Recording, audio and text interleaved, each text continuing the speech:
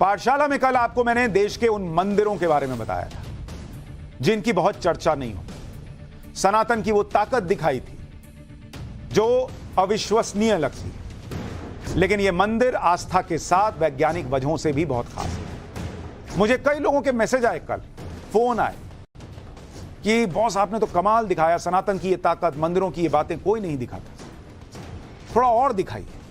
हमने कहा हमने तो ऑलरेडी सोच रखा हम दिखाएंगे, क्योंकि देश में अभी भी कई ऐसे मंदिर हैं जिनके बारे में लोगों को बहुत कम जानकारी है। आज आपको पार्ट 2 में उन मंदिरों के बारे में बताने जा रहा हूं जिन्हें देखकर कोई भी हैरान रह जाएगा। सनातन की ताकत ही यही है कि आस्था और वैज्ञानिकता का मेल यहीं मिलता है। आज से सैकड़ों साल पहले बने मंदिरों में ऐसी ऐसी बातें लिखी हैं जो आज सही साबित हो रही हैं। दुनिया भर के वैज्ञानिक भी इससे हैरान है कि ऐसा कैसे हो सकता है। चमत्कार कहिए, विज्ञान कहिए, आस्था कहिए, या फिर तीनों का संगम कहिए, ये मैं आप पे छोड़ता हूं, लेकिन मैं आपको ये सनातन की ताकत दिखाना चाहता हूं। सबसे पहले आपको उस मंदिर के बारे में बताता हूं जिसके बारे में दावा किया जाता है कि यह महाभारत काल का मंदिर है। हिमाचल प्रदेश के कांगड़ा जिले में कई छोटे छोटे मंदिरों का एक समूह है जिसे बाथू की लड़ी कहते हैं। यहां पर मुख्य मंदिर के साथ 8 छोटे मंदिर बने हुए हैं। देख रहे हैं कितना सुंदर दिख रहा है, मन गदगद हो जा रहा है। यह मंदिर ऊपर से देखने में किसी माला जैसा दिखाई देता है। ये देख रहे हैं कैसा माला जैसा दिख रहा है, इसीलिए इसे बाथू की लड़ी कहते हैं। इस मंदिर की बहुत सारी विशेषताएं हैं, आप सुनेंगे तो हैरान रह जाएंगे। इस मंदिर के बारे में कहा जाता है कि करीब 5000 साल पुराना मंदिर है। सोचिए इतना पुराना मंदिर आज भी मौजूद है। मंदिर के अंदर शेषनाग पर आराम करते हुए विष्णु भगवान की एक मूर्ति भी स्थापित है। इसकी सबसे खास बात यह है कि बाथू की लड़ी मंदिर पूरे साल में सिर्फ 4 महीने ही दिखाई देती है। तो आप कहेंगे बॉस 8 महीने कहां गायब हो जाते हैं? यही तो कमाल है, क्योंकि बाथू की लड़ी मंदिर साल के 8 महीने पानी में डूबे रहती है, यह दिखाई ही नहीं देता। बाथू की लड़ी मंदिर पंजाब के जालंधर से करीब 150 किलोमीटर दूर महाराणा प्रताप सागर झील में पोंग बांध की दीवार से 15 किलोमीटर दूर एक टापू पर बना हुआ है। मंदिर साल के 8 महीने तक इसी महाराणा प्रताप सागर झील में डूबा रहता है। जैसे ही पोंग बांध झील का पानी का स्तर बढ़ता है, पानी के नीचे मंदिर की एक अलग ही दुनिया बन जाती है। इस मंदिर के बारे में आश्चर्य वाली बात है कि लंबे समय तक डूबे रहने के बाद भी मंदिर की संरचना में कोई बदलाव नहीं आया है। वैसा का वैसा 8 महीने पानी में, 4 महीने बाहर। पानी में डूबे रहने के बाद भी इसकी संरचना में कोई बदलाव क्यों नहीं आया, इसके पीछे की वजह आपको बताता हूं। इस मंदिर का निर्माण बाथू नाम के शक्तिशाली पत्थर से हुआ है। कहा जाता है कि बाथू पत्थर बहुत मजबूत होता है और आसानी से टूटता नहीं। बाथू पत्थर से बनी प्रतिमाएं सैकड़ों हजारों साल तक खराब नहीं होती। पानी में डूबे रहने पर भी बाथू पत्थर का क्षरण नहीं होता, मतलब वो खराब नहीं होता।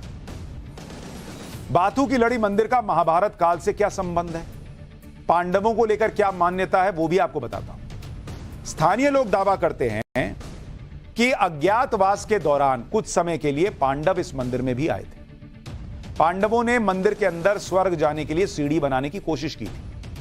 पांडवों को स्वर्ग की सीढ़ी एक ही रात में बनानी थी। सीढ़ी बनाने के लिए पांडवों ने श्री कृष्ण जी से सहायता मांगी।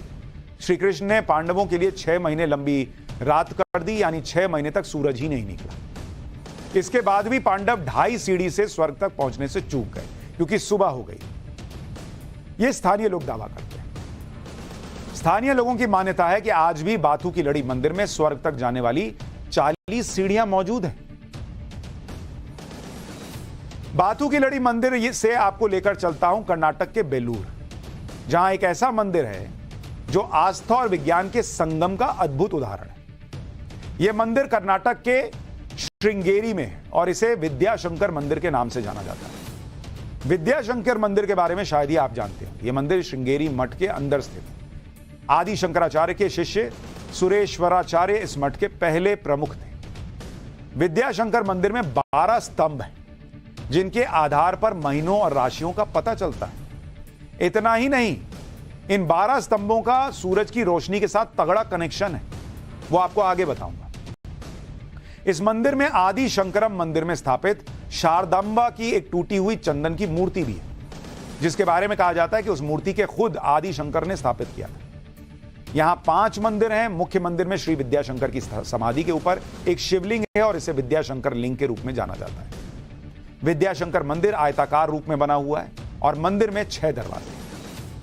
विद्याशंकर मंदिर का निर्माण इस तरह से किया गया था कि उस समय लोग आसानी से साल के महीनों का पता लगा सके। उस जमाने में सोचिए कि 8वीं शताब्दी में सनातन में वो तकनीक थी जिससे सटीक गणना करके इस मंदिर का निर्माण किया गया।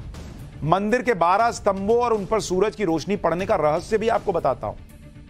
8वीं सदी में यह सब हो गया बॉस, साइंस बाद में करता रह गया।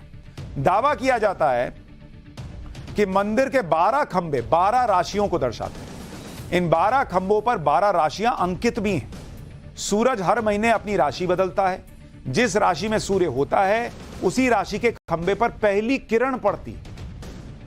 जब सूर्य मेष राशि में होता है तो मेष राशि के खंभे पर सबसे पहले उसकी रोशनी पड़ेगी। इसी तरह से अलग अलग राशि का है। मंदिर के मंडप में सूर्य की गति के हिसाब से रेखाएं बनाई गई। इन रेखाओं के अनुसार सटीक गणना करके स्तंभ स्थापित किए गए। ये खंभे मंदिर के अंदर हैं और उन पर सूरज की रोशनी राशि के हिसाब से पड़ती है। अब आप सोचिए, कहां हम ज़ोडिएक साइन की बात करते हैं, आज बात करते हैं। 8वीं सदी में मंदिर बन गया और ऐसा बना कि 12 राशियां भी हैं और सूरज की किरण पहली उसी पे पड़ रही है जो राशि पे पड़नी चाहिए। सोचिए, ऐसे ऐसे मंदिर हैं हमारी सनातन परंपरा में जो सैकड़ों साल पहले बिना किसी आधुनिक तकनीक के बनाए गए और आज भी संदेश दे रहे हैं कि सनातन और विज्ञान का कितना गहरा संबंध है। इसी तरह से एक और मंदिर है जिसका रहस्य आज तक कोई नहीं समझ पाया। तेलंगाना के नलगोंडा जिले में छाया सोमेश्वर मंदिर है। यह भगवान शिव का मंदिर है और कहा जाता है कि यह मंदिर 800 साल पुराना है। छाया सोमेश्वर मंदिर का निर्माण 11वीं शताब्दी में मध्य में कुंडूरू चोल साम्राज्य के राजाओं ने करवाया था। कुछ लोग इसका निर्माण 11वीं सदी के अंत से लेकर 12वीं सदी की शुरुआत तक मानते हैं। इस मंदिर के सभी स्तंभों पर रामायण और महाभारत की कथाओं के चित्रों का अंकन किया गया है। सोमेश्वर मंदिर त्रिकुटालयम शैली में बनाया गया है। मंदिर में 3 गर्भगृह है जो भगवान शिव, भगवान विष्णु और सूरज को समर्पित है। आर्किटेक्चर और दूसरे पैरामीटर्स पर यह मंदिर दूसरे मंदिरों जैसा ही दिखता है, लेकिन मंदिर के जिस गर्भगृह में शिवलिंग है वहां एक स्तंभ की छाया यानी परछाई पड़ती है। लेकिन हैरान करने वाली बात यह है कि गर्भगृह में कोई स्तंभ ही नहीं है और इसीलिए वैज्ञानिक भी हैरान है कि जब वहां कोई स्तंभ ही नहीं है तो परछाई पड़ती किस चीज की है, बनती किस चीज की है। मंदिर आने वाले भक्त यह देखकर हैरान रह जाते हैं कि शिवलिंग पर छाया पड़ रही है। कहा जाता है कि मंदिर के शिवलिंग पर दिन भर एक स्तंभ की छाया पड़ती रहती है। शिवलिंग और सूरज की रोशनी के बीच कोई स्तंभ नहीं है ही नहीं। स्तंभों का डिजाइन धरती की गति की गणना करके बनाया गया है। जिस रफ्तार से धरती सूरज के चक्कर लगाती है उसी हिसाब से स्तंभ स्थापित किए गए। गणना इतनी सटीक है कि सूरज किसी भी दिशा में हो, शिवलिंग पर छाया पड़ती है, जैसे शिव जी को छाया दी जा रही है। कमाल की बात है। अब आप यह समझिए कि सनातन धर्म विज्ञान से कैसे और कितना आगे था या है। छाया सोमेश्वर मंदिर के शिवलिंग पर जो परछाई पड़ती है, आप देखिए ना, बीच में परछाई दिख रही है ना। अब बीच में कोई पिलर ही नहीं है तो कैसे परछाई बन रही है, किसी को समझ ही नहीं आता। जो परछाई पड़ती है इसका पता वैज्ञानिकों ने लगाया है, जिसके मुताबिक शिवलिंग पर पड़ने वाली छाया विज्ञान के एक सिद्धांत पर आधारित है। वो सिद्धांत है डिफ्रैक्शन ऑफ लाइट, यानी प्रकाश का विवर्तन। अगर रोशनी के रास्ते में कोई अवरोध आता है तो किरणें उससे टकराकर रास्ता बदल लेती है। इसका नतीजा यह होता है कि उस अवरोध की छाया दिखाई देने लगती है। यानी विज्ञान की दृष्टि से देखें तो यह बहुत ही सिंपल सा सिद्धांत है। सूरज की किरणें किसी भी वस्तु से टकराने के बाद अपना रास्ता बदल लेती हैं और उस वस्तु की परछाई दिखने लगती है। लेकिन यहां हैरान करने वाली बात यह है कि डिफ्रैक्शन ऑफ लाइट यानी प्रकाश के विवर्तन के सिद्धांत की खोज 17वीं शताब्दी में कर ली गई, जबकि छाया सोमेश्वर मंदिर का निर्माण 11वीं शताब्दी में हुआ। यानी डिफ्रैक्शन ऑफ लाइट की खोज से करीब 600 साल पहले यह मंदिर बन चुका था।